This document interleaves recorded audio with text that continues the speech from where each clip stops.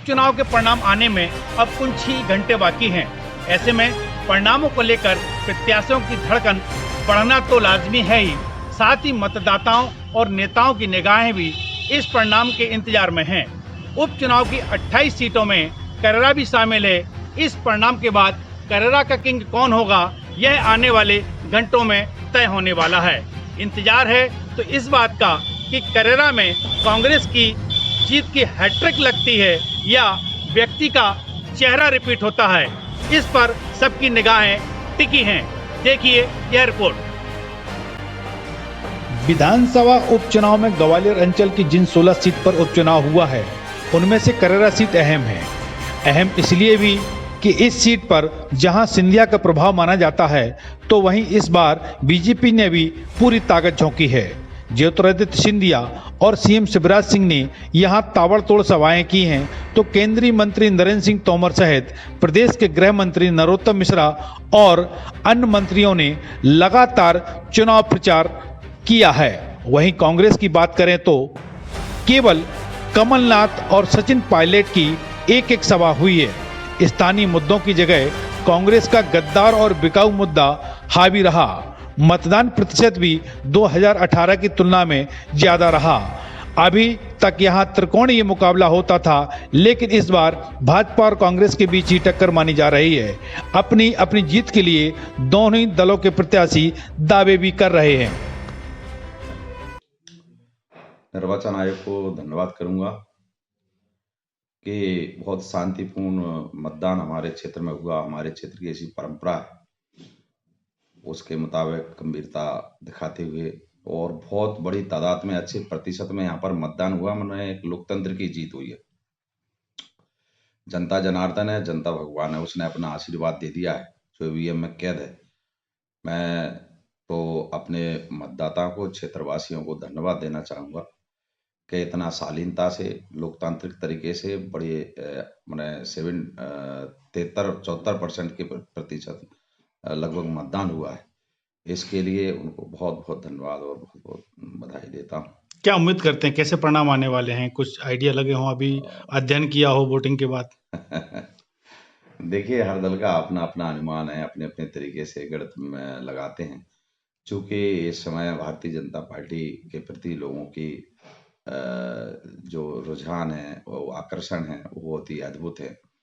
निश्चित ही मतदाताओं ने, हमारे क्षेत्र के नागरिकों ने भारतीय जनता पार्टी को चुना है, मुझे आशीर्वाद दिया। तो क्या लगता है कि जो परंपरा अभी तक नहीं थी करेरा में एक व्यक्ति को दोबारा दोहराने की, इसके लिए कितना आसान बेत हैं आप कि दोबारा परिणाम आपके पक्ष में आएंगे? हम इसको परंपरा नहीं बोल सकते, ये तो हमारी अपनी अपनी सोच के आधार पर है। अच्छा काम करने वाला, अच्छा व्यक्ति, अच्छा दल, अच्छा नेतृत्व हर हमेशा चुनते हैं। कई जगह की परंपरा नहीं है, लेकिन चुनते रहे हैं, वो चुने जाएंगे। करेरा में भी ये परंपरा कभी टूटी थी। करेरा में भी दूसरी बार कोई व्यक्ति चुना गया था और इस बार फिर चुना जाएगा। मैं तो आशान्वित हूँ। तारीख को हमारी क्षेत्र की जनता ने चुनाव लड़ा है, ना कि प्रत्याशी ने। हम सब लोग इस इलेक्शन को जीतेंगे।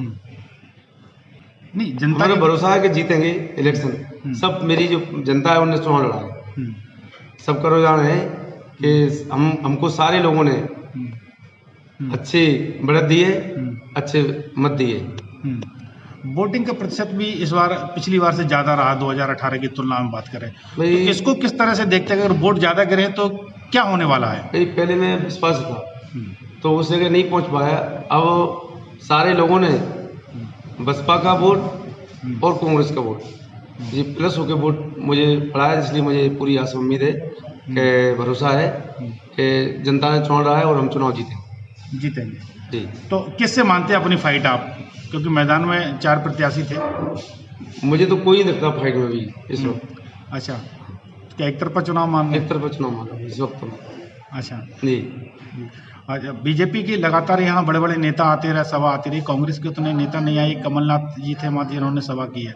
इसको लेके क्या कहेंगे आप? क्योंकि इसका कितना प्रभाव पड़ेगा इस चुनाव? श्रीमान जी, पूरी जनता को पता है कि भाजपा के नेताओं ने लोकतंत्र की हत्या की है और इन लोगों ने अच्छी खासी, कमलनाथ की सरकार चल रही थी, लोगों को कर्ज माफ हो रहा था। सारे किसानों को पता है कि इन लोगों ने हमारे साथ धोखाधड़ी की है। हम ऐसे लोगों को सबक सिखाएंगे। वो तारीख 10 तारीख जी श्रीमान, उनसे हमारा कोई प्रभाव नहीं पड़ेगा जनता के बीच में। जनता का वोट नहीं है, हमारे पब्लिक का वोट है। उनको पता है कि इन लोगों ने हमारे साथ क्या किया। अच्छा जी, करेरा सीट सिंधिया घराने के प्रभाव वाली बताई जाती है। विजय राजे सिंधिया खुद यहां से 1967 में जंक्शन से विधायक रह चुकी हैं। यहां अब तक 14 चुनाव हुए हैं, जिनमें 7 बार कांग्रेस और 6 बार जंक्शन बीजेपी यहां से चुनाव जीती है। एक बार बहुजन समाज पार्टी का भी कब्जा यहां रहा है। इस सीट की खास बात यह है कि अपवाद स्वरूप 1985 को अगर छोड़ दिया जाए तो यहां की जनता ने कभी भी एक चेहरे को दोबारा रिपीट नहीं किया है, जबकि पार्टियां रिपीट होती रही हैं।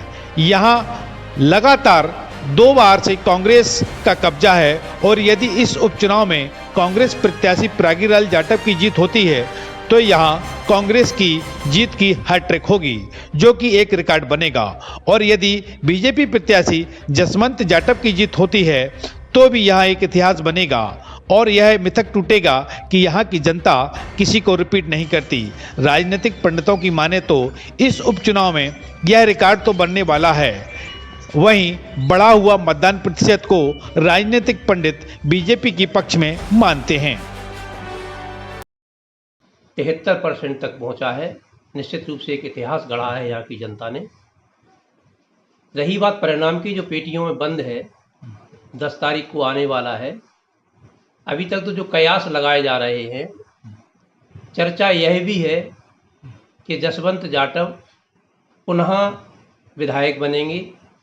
चर्चा यह भी है कि प्रागीलाल जाटव जीत रहे हैं। पेटियों में बंद है, परिणाम 10 तारीख को आने वाला है। यदि प्रागीलाल जाटव जीतते हैं, कांग्रेस की हैट्रिक लगती है, तो इसे कांग्रेस की हैट्रिक कतई न माने। ये व्यक्तिगत रूप से प्रागीलाल जाटव जीतेगा। जनता की उसके साथ जो सद्भावना की चर्चा थी, यदि प्रागीलाल जाटव जीतते हैं तो, और यदि जसवंत जाटव जीतते हैं तो आप ये मान के चलिए कि भारतीय जनता पार्टी के कार्यकर्ताओं ने, श्री रणवीर सिंह रावत जी ने जो अथक प्रयास किया है, बहुत मेहनत की है, ये उनकी मेहनत सफल होगी। निश्चित रूप से परिणाम ये दोनों में से एक ही आना है। नहीं तो वोटिंग परसेंट जिस हिसाब से बढ़ा है इस बार, ये बढ़ा हुआ वोटिंग परसेंट किस ओर संकेत करता है? निश्चित रूप से भारतीय जनता पार्टी के पक्ष में जाएगा। कई सभाएं की हैं, वो उसकी अपेक्षाकृत कांग्रेस में कोई नेता नहीं आए, तो ये परिणाम में कहां तक भागीदारी निभाएगी? निश्चित रूप से जो शीर्ष के नेता यहाँ आए हैं प्रचार के लिए, उसका लाभ भारतीय जनता पार्टी को मिलेगा जी। तो क्या क्या अनुमान लगाया जा रहा है अभी कि 10 तारीख को जो भाग्य खुलने वाला है पेटियों से, किस ओर इशारा करता है? ये तो अनुमान तो जसवंत जाटव की ओर जा रहा है। अच्छा, अंत में ये परिणाम जो है जसवंत जाटव जी की ओर गए हैं, क्योंकि बीच में जो स्थितियां चल रही थी वो नाजुक थी, लेकिन अंत में जो भारतीय जनता पार्टी ने स्थिति को संभाला है।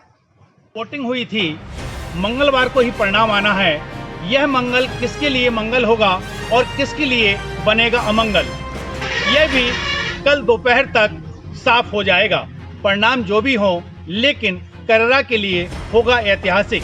कैमरा सहयोगी संजीव साहू के साथ नरेंद्र तिवारी, करेरा हलचल।